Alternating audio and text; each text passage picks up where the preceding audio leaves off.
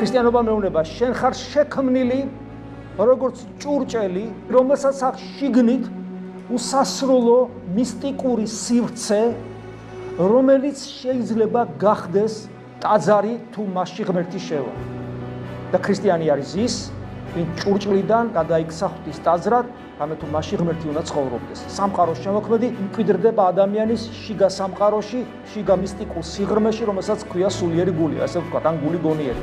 ეს რაც ნიშნავს, დიახაც, ადამიანი ბედნიერი ხდება ღმერთთან ერთობით, ხოლო იმ შემთხვევაში თუ ღმერთი ადამიანში შიგნით ივანებს. ქრისტიანობის 2000 წლოვანი მისტიკა, რომელიც ღმერთის ადამიანად მოსულიდან გამომდინარე არსებობს, გვაძლევს იმის საშუალებას, რომ ღმერთი ჩვენში დამკვიდრდეს და ადამიანი უკვე ჯერ კიდევ ხორცში მყოფი ხდება სრული ბედნიერი, იმიტომ რომ ღმერთი ჩვენში.